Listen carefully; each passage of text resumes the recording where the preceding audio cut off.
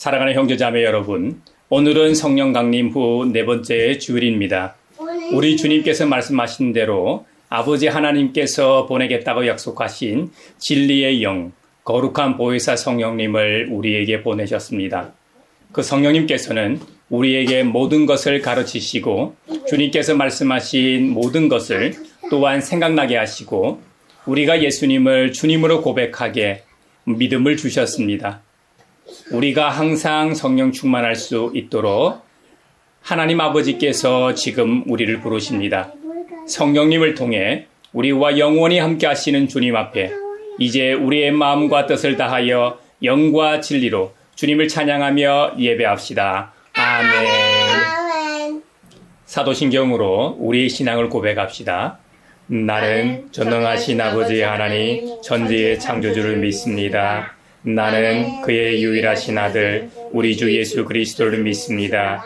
그는 성령으로 잉태되어 동정녀 마리아에게서 나시고 본디오 빌라도에게 고난을 받아 십자가에 못 박혀 죽으시고 장사된 지 사흘 만에 죽은 자 가운데서 다시 살아나셨으며 하늘에 오르시어 전능하신 아버지 하나님 우편에 앉아 계시다가 거기로부터 살아있는 자와 죽은 자를 심판하러 오십니다.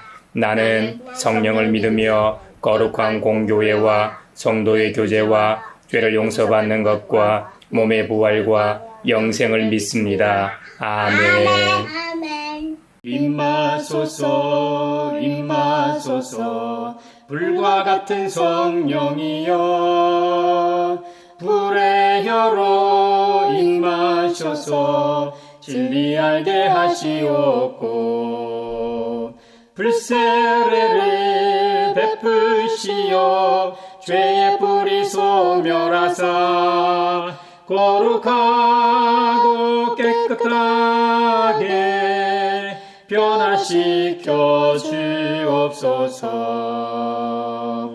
다윗의 기도. 주님, 나에게 귀를 기울이시고 응답하여 주십시오. 나는 가난하고 궁핍한 사람입니다. 그러나 나는 신실하오니 나의 생명을 지켜주십시오. 주님은 나의 하나님이시니 주님을 신뢰하는 주님의 종을 구원하여 주십시오. 내가 온종일 주님께 부르짖습니다. 주님, 나에게 은혜를 베풀어 주십시오. 주님, 내가 진심으로 주님을 우러러봅니다. 주님의 종의 마음을 기쁨으로 가득 채워 주십시오. 주님, 주님은 선하시며 기꺼이 용서하시는 분, 누구든지 주님께 부르짖는 사람에게는 사랑을 한없이 베푸시는 분이십니다. 주님, 나의 기도에 귀를 기울이시고 나의 애원하는 소리를 들어주십시오. 주님은 나에게 응답해 주실 분이시기에 제가 고난을 당할 때마다 주님께 부르짖습니다. 주님, 신들 가운데 주님과 같은 신이 어디에 또 있습니까? 주님이 하신 일을 어느 신이 하겠습니까? 주님께서 지으신 문나라가 모두 와서 주님께 경배하며 주님의 이름에 영광을 돌립니다. 주님은 위대하셔서 놀라운 일을 하시니 주님만이 홀로 하나님이십니다. 아멘. 나와 동행하시고 모든 염려하시니 나는 숲의 새와 같이 기쁘다. 내가 기쁜 마음으로 주의 뜻을 행함은 주의 영이 함께함이라. 성령이 계시네 할렐루야 함께하시네. 좁은 길을 걸으며 밤낮 기뻐하는 것 주의 영이 함께함이라. 만일 우리가 죄가 없다고 말하면 우리는 자기를 속이는 것이요 진리가 우리 속에 없는 것입니다.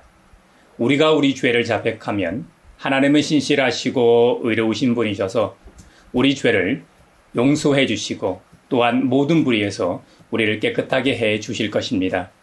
주님의 오심을 기억하며 다시 오실 주님을 고대하는 그리스도인으로서 살지 못한 우리의 말과 행동을 돌아보며 이제 주님 앞에 우리 죄를 고백합시다. 신실하시고 의로우신 하나님, 우리 죄를 용서하시고 모든 불의에서 우리를 깨끗하게 해주시옵소서. 내 마음속을 비추시는 주님, 어둠에서 나를 지켜주소서. 내 마음속을 비추시는 주님, 당신 사랑 안에 쉬리라. 내 마음속을 비추시는 주님, 어둠에서 나를 지켜주소서. 내 마음속을 비추시는 주님, 당신 사랑 안에 쉬리라.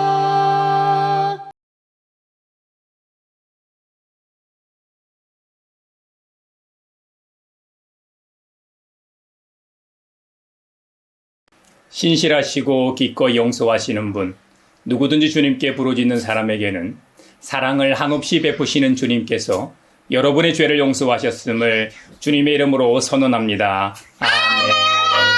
찬미하여라 오 나의 영혼아, 찬미하여라 거룩한 주 이름. 찬미하여라 오 나의 영혼아,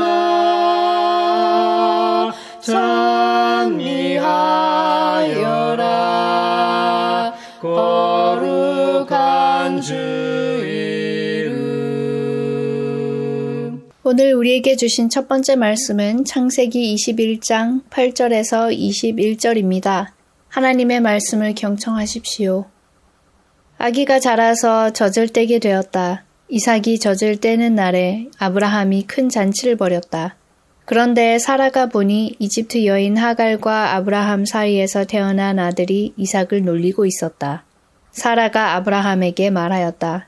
저 여종과 그 아들을 내보내십시오. 저 여종의 아들은 나의 아들 이삭과 유산을 나누어 가질 수 없습니다. 그러나 아브라함은 그 아들도 자기 아들이므로 이 일로 마음이 몹시 괴로웠다. 하나님이 그에게 말씀하셨다. 그 아들과 그 어머니인 여종의 일로 너무 걱정하지 말아라. 이삭에게서 태어나는 사람이 너의 씨가 될 것이니 사라가 너에게 말한 대로 다 들어주어라. 그러나 여종에게서 난 아들도 너의 씨니 그 아들은 그 아들대로 내가 한 민족이 되게 하겠다. 다음 날 아침에 일찍 아브라함은 먹거리 얼마와 물 한 가죽 부대를 가져다가 하갈에게 주었다. 그는 먹거리와 마실 물을 하갈의 어깨에 메워주고서 그를 아이와 함께 내보냈다. 하갈은 길을 나서서 브엘세바 빈들에서 정처 없이 헤매고 다녔다. 가죽 부대에 담아 온 물이 다 떨어지니 하갈은 아이를 덤불 아래에 뉘어놓고서 아이가 죽어가는 꼴을 참아 볼 수가 없구나 하면서 화살 한바탕 거리만큼 떨어져서 주저앉았다. 그 여인은 아이 쪽을 바라보고 앉아서 소리를 내어 울었다. 하나님이 그 아이가 우는 소리를 들으셨다. 하늘에서 하나님의 천사가 하갈을 부르며 말하였다. 하갈아, 어찌된 일이냐? 무서워하지 말아라. 아이가 저기에 누워서 우는 저 소리를 하나님이 들으셨다. 아이를 안아 일으키고 달래어라. 내가 저 아이에게서 큰 민족이 나오게 하겠다. 하나님이 하갈의 눈을 밝히시니 하갈이 샘을 발견하고 가서 가죽 부대에 물을 담아다가 아이에게 먹였다. 그 아이가 자라는 동안에 하나님이 그 아이와 늘 함께 계시면서 돌보셨다. 그는 광야에 살면서 활을 쏘는 사람이 되었다. 그가 바란 광야에서 살 때에 그의 어머니가 그에게 이집트 땅에 사는 여인을 데려가서 아내로 삼게 하였다. 성령이여 우리 성경 읽을 때 그 속에서 빛을 보게 하소서. 오늘 우리에게 주신 두 번째 말씀은 로마서 6장 1절에서 11절입니다. 하나님의 말씀을 경청하십시오. 은혜를 더하게 하려고 여전히 죄 가운데 머물러 있어야 하겠습니까? 그럴 수 없습니다. 우리는 죄에는 죽은 사람인데 어떻게 죄 가운데서 그대로 살 수 있겠습니까? 세례를 받아 그리스도 예수와 하나가 된 우리는 모두 세례를 받을 때에 그와 함께 죽었다는 것을 여러분은 알지 못합니까? 그러므로 우리는 세례를 통하여 그의 죽으심과 연합함으로써 그와 함께 묻혔던 것입니다. 그것은 그리스도께서 아버지의 영광으로 말미암아 죽은 사람들 가운데서 살아나신 것과 같이 우리도 또한 새 생명 안에서 살아가기 위함입니다. 우리가 그의 죽으심과 같은 죽음을 죽어서 그와 연합하는 사람이 되었으면 우리는 부활에 있어서도 또한 그와 연합하는 사람이 될 것입니다. 우리의 옛사람이 그리스도와 함께 십자가에 달려 죽은 것은 죄의 몸을 멸하여서 우리가 다시는 죄의 노예가 되지 않게 하려는 것임을 우리는 압니다. 죽은 사람은 이미 죄의 세력에서 해방되었습니다. 우리가 그리스도와 함께 죽었으면 그와 함께 우리도 또한 살아날 것임을 믿습니다. 우리가 알기로 그리스도께서는 죽은 사람들 가운데서 살아나셔서 다시는 죽지 않으시며 다시는 죽음이 그를 지배하지 못합니다. 그리스도께서 죽으신 죽음은 죄에 대해서 단번에 죽으신 것이요 그분이 사시는 삶은 하나님을 위하여 사시는 것입니다. 이와 같이 여러분도 죄에 대해서는 죽은 사람이요 하나님을 위해서는 그리스도 예수 안에서 살고 있는 사람이라는 것을 알아야 합니다. 성령이여 우리 성경 읽을 때 그 속에서 빛을 보게 하소서. 오늘 우리에게 주시는 복음의 말씀은 마태복음 10장 24절로 39절입니다. 주님의 말씀을 경청하십시오. 제자가 스승보다 높지 않고 종이 주인보다 높지 않다. 제자가 제 스승만큼 되고 종이 제 주인만큼 되면 충분하다. 그들이 집주인을 바알세불이라고 불렀거든 하물며 그 집 사람들에게야 얼마나 더 심하겠느냐. 그러므로 너희는 그들을 두려워하지 말아라. 덮어둔 것이라고 해도 벗겨지지 않을 것이 없고 숨긴 것이라 해도 알려지지 않을 것이 없다. 내가 너희에게 어두운 데서 말하는 것을 너희는 밝은 데서 말하여라. 너희가 귓속말로 듣는 것을 지붕 위에서 외쳐라. 그리고 몸은 죽일지라도 영혼은 죽이지 못하는 일을 두려워하지 말고 영혼도 몸도 둘 다 지옥에 던져서 멸망시킬 수 있는 분을 두려워하여라. 참새 2마리가 한 양에 팔리지 않느냐. 그러나 그 가운데서 하나라도 너희 아버지께서 허락하지 않으시면 땅에 떨어지지 않을 것이다. 아버지께서는 너희의 머리카락까지도 다 세워놓고 계신다. 그러니 두려워하지 말아라. 너희는 많은 참새보다 더 귀하다. 누구든지 사람들 앞에서 나를 시인하면 나도 하늘에 계신 내 아버지 앞에서 그 사람을 시인할 것이다. 그러나 누구든지 사람들 앞에서 나를 부인하면 나도 하늘에 계신 내 아버지 앞에서 그 사람을 부인할 것이다. 너희는 내가 세상에 평화를 주려고 온 줄로 생각하지 말아라. 평화가 아니라 칼을 주려고 왔다. 나는 사람이 자기 아버지와 맞서게 하고 딸이 자기 어머니와 맞서게 하고 며느리가 자기 시어머니와 맞서게 하려고 왔다. 사람의 원수가 자기 집안 식구일 것이다. 나보다 아버지나 어머니를 더 사랑하는 사람은 내게 적합하지 않고 나보다 아들이나 딸을 더 사랑하는 사람도 내게 적합하지 않다. 또 자기 십자가를 지고 나를 따르지 않는 사람도 내게 적합하지 않다. 자기 목숨을 얻으려는 사람은 목숨을 잃을 것이요 나를 위하여 자기 목숨을 잃는 사람은 목숨을 얻을 것이다. 이것은 주님의 말씀입니다. 하나님 감사합니다. 성령이여 우리 성경 읽을 때 그 속에서 빛을 보게 하소서. 사회를 위하여 기도합니다. 6월 호국 보훈의 달을 보내며 우리 사회가 과거의 깊은 역사적 상처와 대립을 증오로 화석화하지 않게 하시고 상처를 직면하여 치유와 화해의 미래로 나아가게 하소서.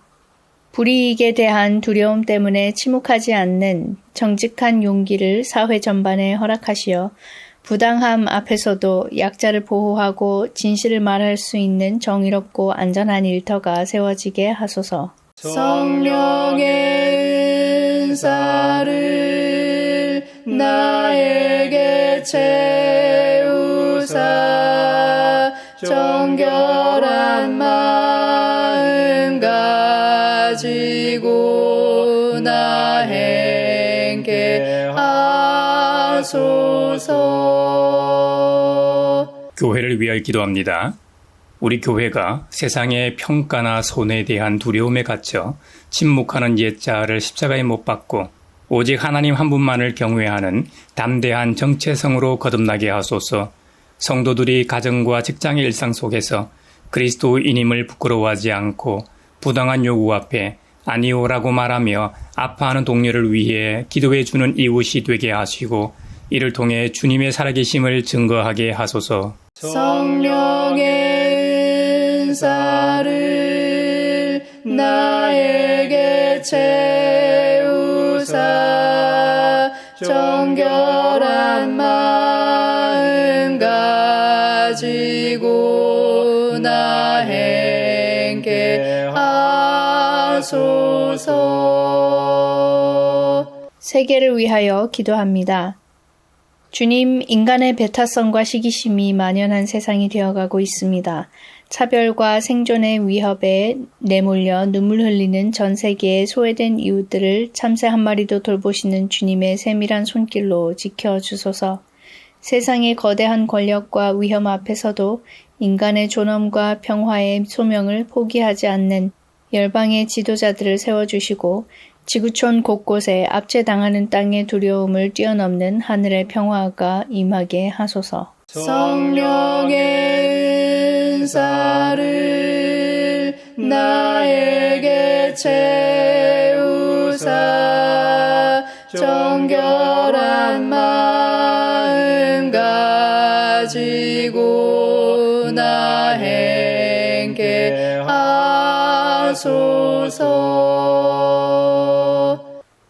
우리 민족에게 6월은 단순한 달력의 한 페이지가 아닙니다. 한국 전쟁의 부하 속에서 수많은 생명이 쓰러져 간 달이고 민주주의를 외치다 쓰러져 간 이들의 피가 서려 있는 달입니다. 역사학자들과 문화평론가들은 이렇게 말합니다. 한 사회나 개인이 과거의 깊은 상처로부터 진정으로 자유하기 위해서는 그 상처를 억누르거나 증오의 감정을 화석화시켜서는 안 된다고 말입니다. 오히려 상처를 직면하고 피해의식의 낡은 가면을 내려놓고 완전히 새로운 정체성으로 거듭날 때 비로소 미래를 향해 걸어갈 수 있다고 말합니다. 오늘 우리가 이 묵상할 말씀이 바로 이 점을 근본적인 차원에서 선포하고 있습니다. 형제자매 여러분, 우리는 지금 인간적인 배타성과 두려움이라는 옛 자아가 십자가에 못 박히고 하나님 나라를 위해 담대히 살아가는 새로운 존재로 부름받았습니다. 오늘 새 본문이 이 하나의 진리를 새 방향에서 선포합니다. 인간의 배타성과 시기심이 만들어낸 광야 한복판에서도 하갈의 눈을 밝히시는 하나님의 보편적 돌보심을 창세기에서 만나게 될 것입니다. 그리스도와 함께 죽고 그리스도와 함께 살아난 세례의 본질과 새로운 자아의 선언을 로마서에서 또한 만나게 될 것입니다. 그리고 세상의 박해와 두려움을 넘어 자기 십자가를 지고 주님을 따라라는 예수님의 강렬한 파송 명령을 마태복음에서 만나게 될 것입니다. 자, 그러면 먼저 구약 본문인 창세기를 한번 보십시오. 이삭이 젖을 떼던 날, 아브라함의 집에는 큰 잔치가 벌어졌습니다. 100세에 얻은 아들이 건강하게 자라고 있으니 온 집안에 웃음꽃이 피었을 겁니다. 그런데 바로 그 기쁨의 날에 사라의 눈에 불편한 장면이 펼쳐졌습니다. 자신의 몸종이었던 하갈이 낳은 이스마엘이 자신의 아들 이삭을 놀리고 있었습니다.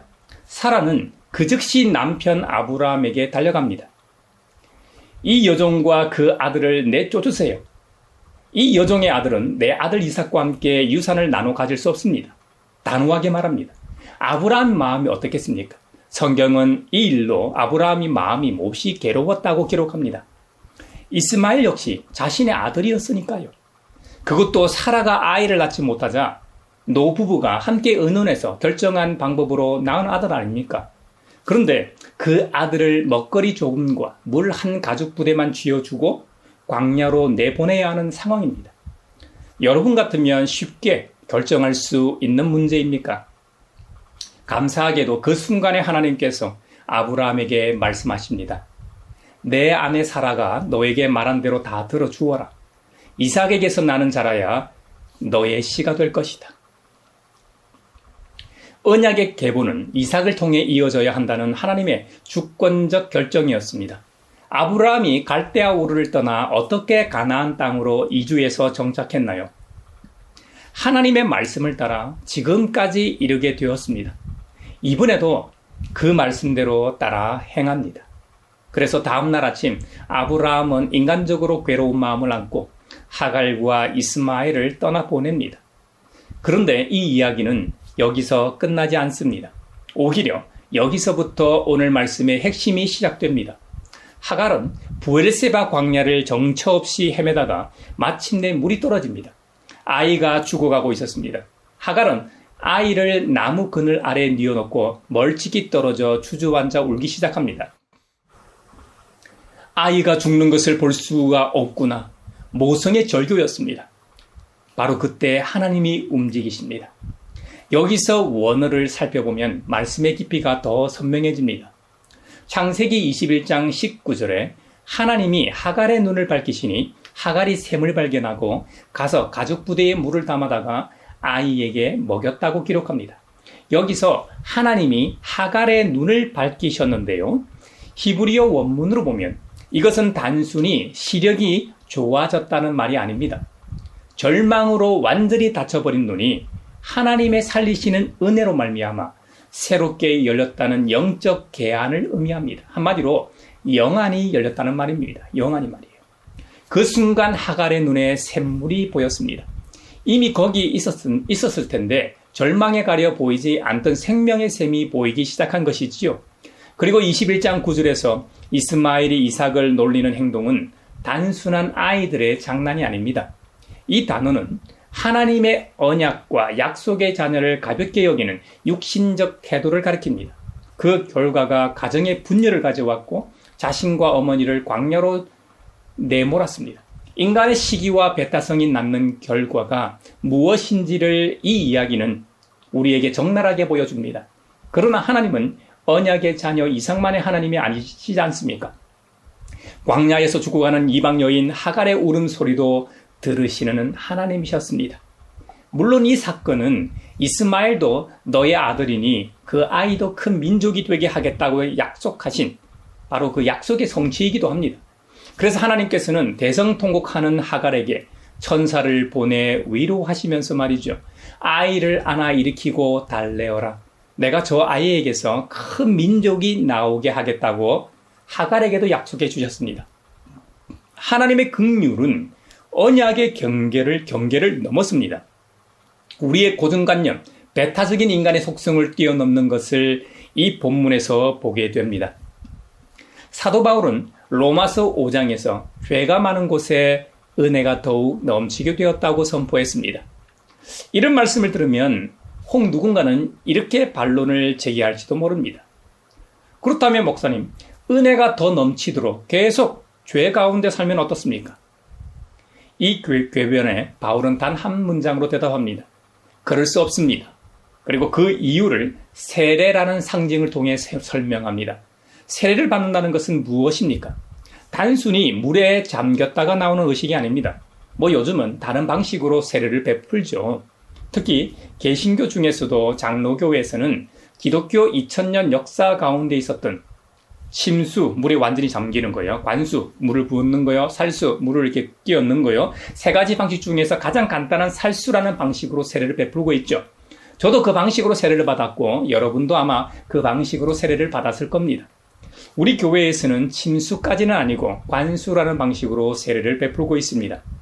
그 첫 세례자가 저의 쌍둥이 자녀입니다. 그 아이들이 아기일 때 이마에 물을 붓는 방식으로 세례를 베풀었죠. 어느 것이 더 옳고 좋다는 의미는 아닙니다. 세례를 받는 효력은 다 똑같으니까요. 교회의 상황과 형편에 따라 침수든 관수든 살수든 선택해 거행하면 되는 것입니다.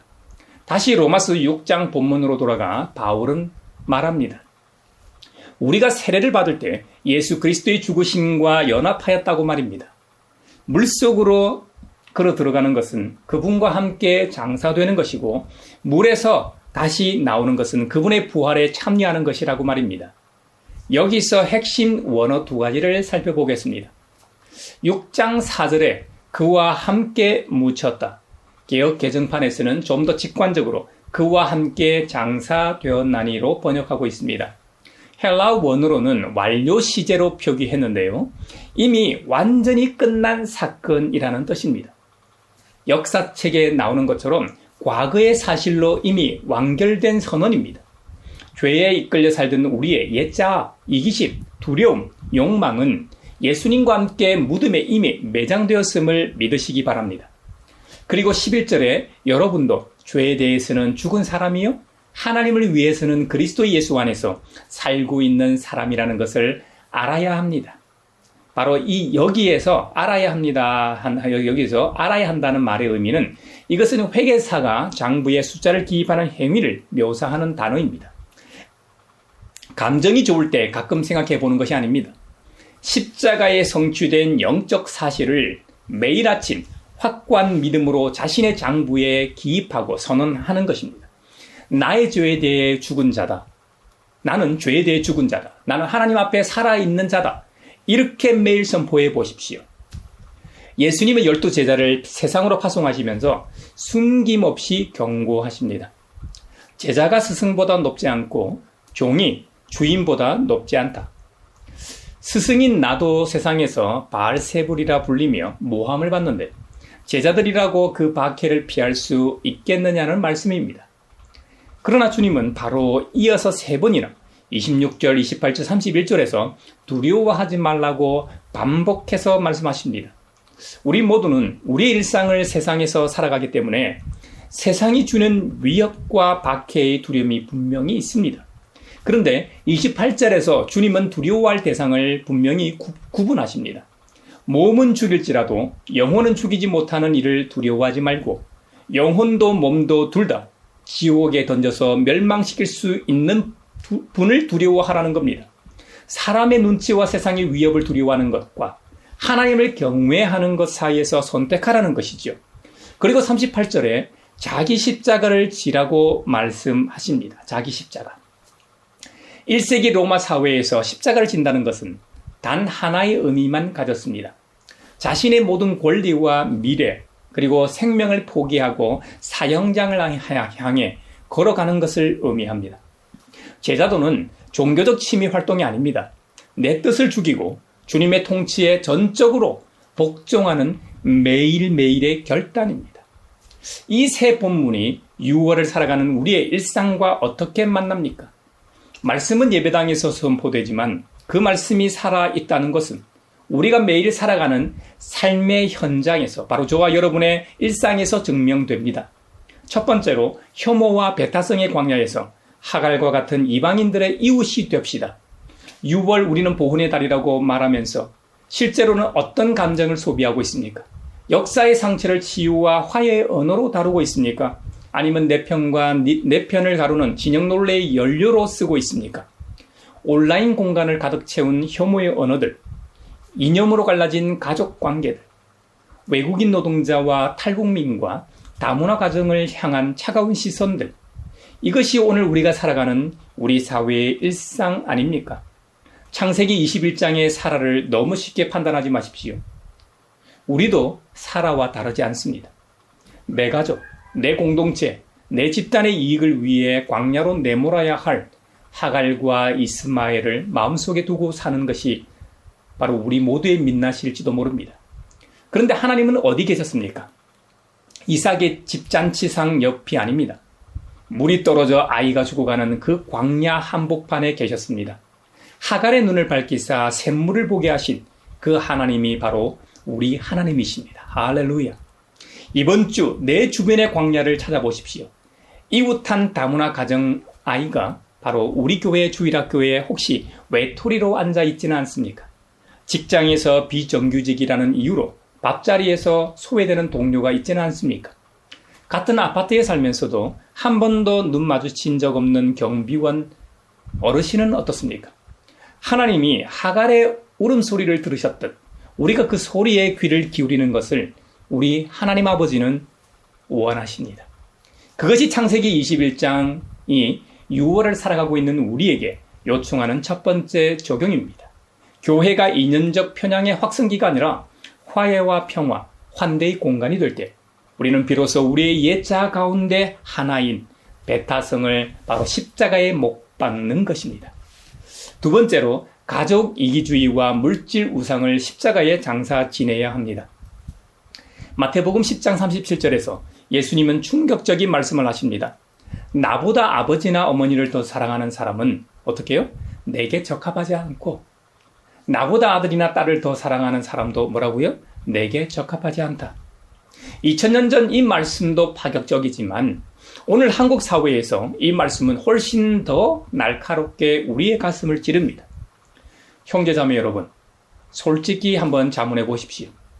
우리가 자녀를 위해 지출하는 시간과 돈과 에너지와 하나님 나라를 위해 쏟는 시간과 돈과 에너지를 한번 비교해 보신 적 있으십니까? 자녀의 영어학원, 수학학원, 예체능 레슨에 지갑 열기를 두려워한 적이 몇 번이나 있습니까? 심지어 대치동 입시 컨설팅에는 아무 망설임 없이 지갑을 여는 반면 교회 헌금 봉투를 내밀 때는 한참 계산기를 두드리고 있지는 않습니까? 여러분, 헌금 많이 내라는 말이 아닙니다. 오해하지 마십시오. 자녀에게 신앙보다 스펙을 물려주는 것을 당연하게 여기고 있지는 않습니까? 그 아이에게 신앙의 유산을 물려주기 위해 고심해 보셨는지요? 아이의 믿음이 자라기 위해 영적으로 얼마나 노력하셨는지를 물어보는 것입니다. 바울의 말씀이 여기서 실제적인 힘을 발휘합니다. 우리는 세례를 통해 그리스도와 함께 이미 장사된 그리스도인들입니다. 자녀에 대한 집착, 부동산으로 이 표상되는 물질적 안전에 대한 탐욕, 이 정도는 되어야 사람 구실을 한다는 바로 세상의 기준에 대한 두려움, 이것들은 우리의 옛자가 부여잡고 있는 우상들입니다. 그것이 이미 무덤에 묻혔다는 사실을 믿음으로 선언해야 합니다. 구체적으로 이렇게 해보십시오. 이번 한 주간 가족 식탁에서 자녀에게 이런 질문을 던져보십시오. 우리 가족이 가장 소중히 여기는 것이 무엇인지 알고 있니? 그 대답이 성적과 돈과 성공이 나온다면 우리는 오늘 무엇을 먼저 점검해야 하는지 알게 됩니다. 자녀에게 세상의 스펙보다 하나님을 경외하는 삶의 자세를 유산으로 물려주는 것, 그것이 가정에서의 십자가 제자도입니다.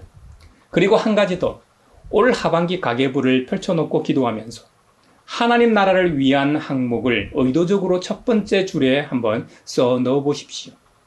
그 작은 행위가 내가 진정으로 무엇에 죽어 있고 무엇을 향해 살아있는지를 삶으로 선언하는 것입니다. 마지막 세 번째, 세상의 눈치에서 해방되어 삶의 현장에서 복음을 시인하십시오. 마태복음 10장 32절, 예수님은 우리에게 약속하십니다. 누구든지 사람들 앞에서 나를 시인하면 나도 하늘에 계신 내 아버지 앞에서 그 사람을 시인할 것이다. 이 말씀의 반대편에는 묵직한 경고가 있습니다. 사람들이 무섭고 불이익이 두려워서 신앙을 숨기고 세상의 불의한 관행에 침묵하는 삶. 주님은 그 삶을 나를 부인하는 것이라고 부르십니다. 형제자매 여러분, 직장에서 어떻게 여러분 생활하고 계십니까? 부당한 지시 앞에서 침묵하는 것이 처세라고 생각하십니까? 불의한 관행에 눈 감는 것이 사회생활이라고 자신을 설득하고 있지는 않습니까? 회식 자리에서 동료가 약자를 조롱할 때, 거래처가 뇌물을 당연하게 요구할 때, 상사가 부정직한 보고서를 만들라고 시킬 때 우리는 어떻게 서 있었습니까? 주님의 말씀은 분명합니다. 몸은 죽일지라도 영혼은 죽이지 못하는 일을 두려워하지 말라.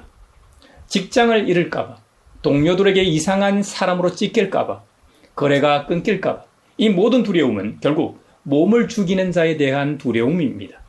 하나님을 경외하는 사람은 그 두려움보다 더 큰 경외함을 가슴에 품고 있기 때문에 역설적으로 세상 앞에서 자유로울 수 있습니다. 내일 아침 출근하면서 이렇게 한번 선포해 보십시오. 나는 사람들의 평가에 대해 죽은 자다.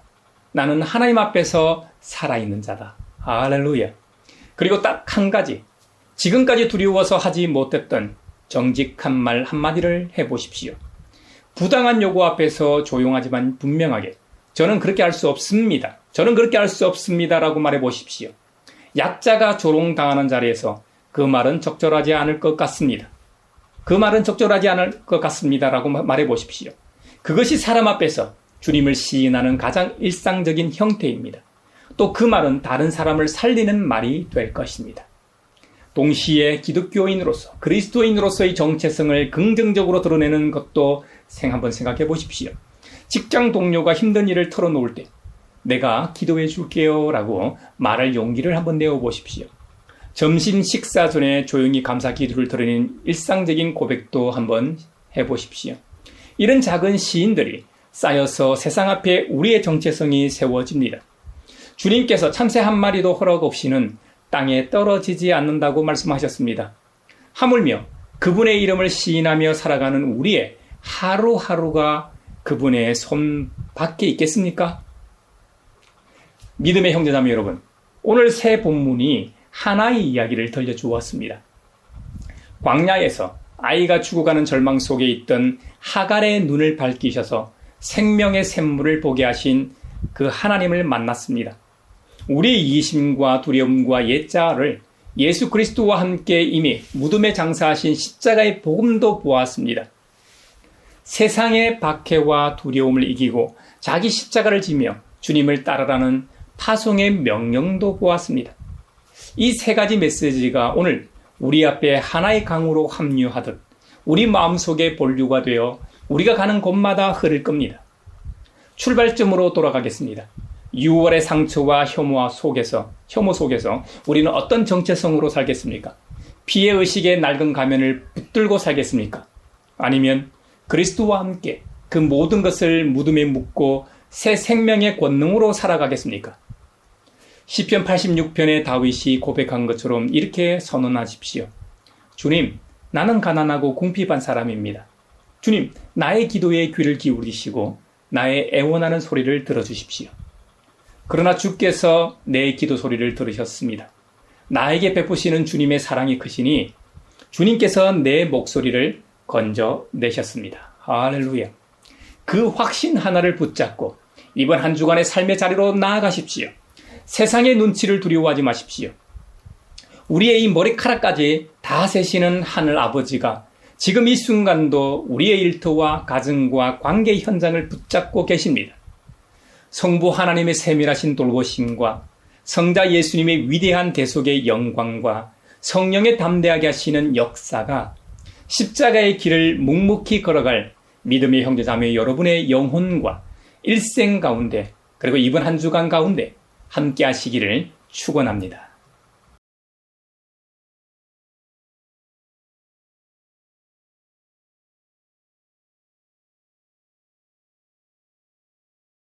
내게 있는 모든 것을 주를 위해 드리네. 주의 성령 충만하게 내게 내려주소서. 주께 드리네. 주께 드리네. 사랑하는 구주 앞에 모두 드리네.